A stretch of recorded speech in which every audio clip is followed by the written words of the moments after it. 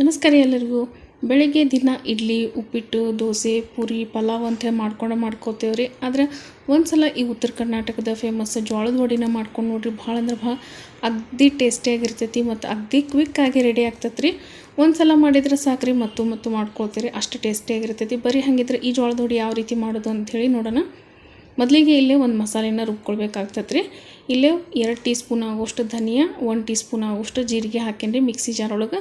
ಇದನ್ನು ಮೊದಲಿಗೆ ಒಂದು ರೌಂಡ್ ರುಬ್ಕೊಂಡು ಬರ್ಬೇಕಾಗ್ತದೆ ರೀ. ಈಗ ನೋಡಿರಿ, ಇದನ್ನ ಒಂದು ರೌಂಡ್ ರುಬ್ಬೇನಿ. ಇದಕ್ಕನ ಸ್ವಲ್ಪ ಕರಿಬೇವು ಮತ್ತು 1 ಹಿಡಿ ಆಗೋಷ್ಟು ಕೊತ್ತಂಬರಿ, ಒಂದು 15 ಹಸಿಮೆಣ್ಸಿಕಾಯಿನ ಹಾಕ್ಕೊಂಡ್ರಿ.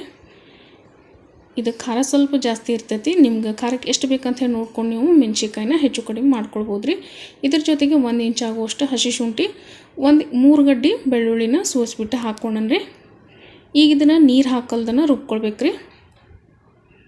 ಸ್ವಲ್ಪ ಕೂಡ ನೀರನ್ನ ಸೇರಿಸ್ತಾ ಈ ರೀತಿಯಾಗಿ ರುಬ್ಕೊಳ್ಬೇಕಾಗ್ತದೆ ರೀ. ಸ್ವಲ್ಪ ತರಿ ಆಗಿದ್ರೂ ನಡೀತೈತಿ. ಈಗಿಲ್ಲೇ ಒಂದು ಪರಾತೊಳಗ್ರಿ ನಾನು 2 ಕಪ್ ಆಗುವಷ್ಟು ಜೋಳದ ಹಿಟ್ಟು ಹಾಕ್ಕೊಳತ್ತೇನೆ ರೀ.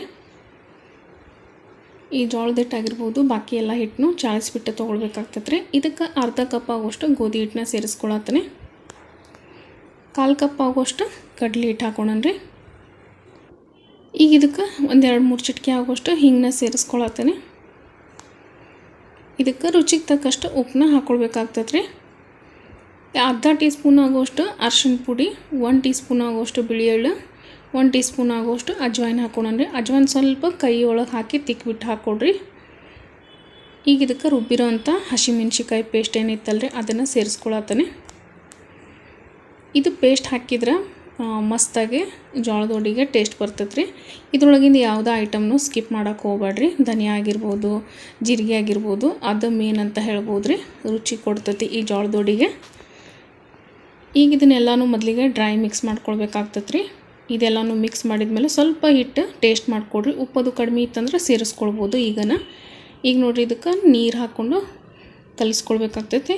ಒಮ್ಮೆ ಜಾಸ್ತಿ ನೀರು ಹಾಕಕ್ಕೆ ಹೋಗ್ಬೇಡ್ರಿ. ಸ್ವಲ್ಪ ನೀರನ್ನ ಸೇರಿಸ್ಕೊಂಡ್ಬಿಟ್ಟು ಚಪಾತಿ ಹಿಟ್ಟು ಮತ್ತು ಜೋಳದ ಹಿಟ್ಟದು ಯಾವ ರೀತಿ ಕಲಿಸ್ಕೊಳ್ತೀವಲ್ರಿ ಅದೇ ರೀತಿ ಇದನ್ನು ಕೂಡ ಕಲಿಸ್ಕೊಳ್ಬೇಕಾಗ್ತೈತಿ. ಜಾಸ್ತಿ ಗಟ್ಟಿನೂ ಅಲ್ಲ, ಜಾಸ್ತಿ ತೆಳುವೂ ಅಲ್ರಿ. ಈಗ ನೋಡಿರಿ, ಈ ರೀತಿಯಾಗಿ ನಾನು ಹಿಟ್ಟನ್ನ ಕಲಿಸ್ಕೊಂಡು ರೆಡಿ ಮಾಡ್ಕೊಳ್ಳೋಣ.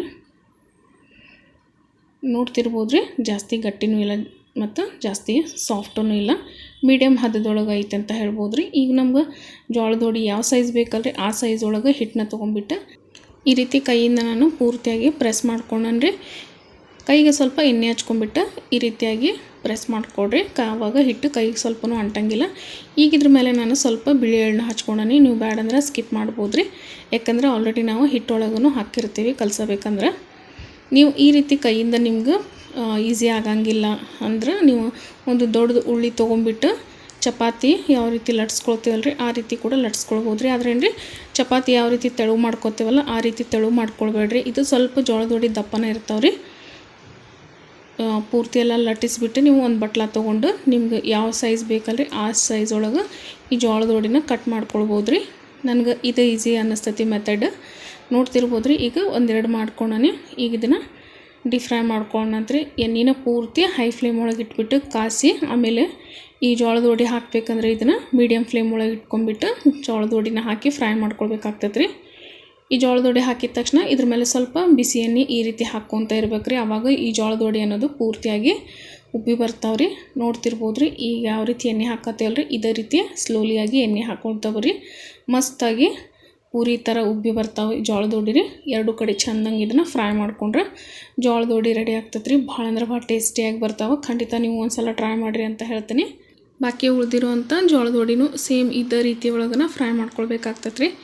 ಯಾರೆಲ್ಲ ಚಾನಲ್ನ ಹೊಸದಾಗಿ ನೋಡತ್ತೀರಿ ದಯವಿಟ್ಟು ಚಾನಲ್ನ ಸಬ್ಸ್ಕ್ರೈಬ್ ಮಾಡ್ಕೊಂಡು ನೋಡಿರಿ. ವಿಡಿಯೋ ಇಷ್ಟ ಆದರೆ ಒಂದು ಲೈಕ್ ಕೊಟ್ಟು ಇನ್ನೂ ಹೆಚ್ಚಿನ ಸಪೋರ್ಟ್ ಮಾಡಿರಿ ಅಂತ ಕೇಳ್ತೀನಿ. ಈ ಜೋಳದ ವಡಿ ಹಂಗೆ ತಿನ್ನಕ್ಕೂ ಮಸ್ತ್ ಅನ್ನಿಸ್ತೈತೆ ರೀ. ಇಲ್ಲಾಂದ್ರೆ ಚಾ ಜೊತೆನೂ ನೀವು ಸಂಜೆ ಟೈಮ್ ಒಳಗೆ ತಿನ್ಬೋದು ರೀ. ಬೆಳಗ್ಗೆ ನೀವು ನಾಷ್ಟಾಗಿ ತಿಂತೀನಂದ್ರೆ ಇದನ್ನ ಶೇಂಗಾ ಚಟ್ನಿಗೆ ಸ್ವಲ್ಪ ಮೊಸರು ಹಾಕಿಬಿಟ್ಟು ತಿನ್ಬೋದು ರೀ. ಇಲ್ಲ ಬರೀ ಮೊಸರು ಜೊತೆ ಇದನ್ನು ತಿನ್ನಕ್ಕಂತೂ ಭಾರಿ ಇರ್ತೈತೆ ರೀ. ನೀವು ಕೂಡ ಇದನ್ನ ಖಂಡಿತ ಟ್ರೈ ಮಾಡ್ತೀರಾ ಅಂತ ತಿಳ್ಕೊತೀನಿ. ಸಿಗ್ತೀನಿ ಅಂತ ನೆಕ್ಸ್ಟ್ ವಿಡಿಯೋ ಒಳಗೆ. ಅಲ್ಲಿವರೆಗೂ ಎಲ್ಲರಿಗೂ thank you so much for watching.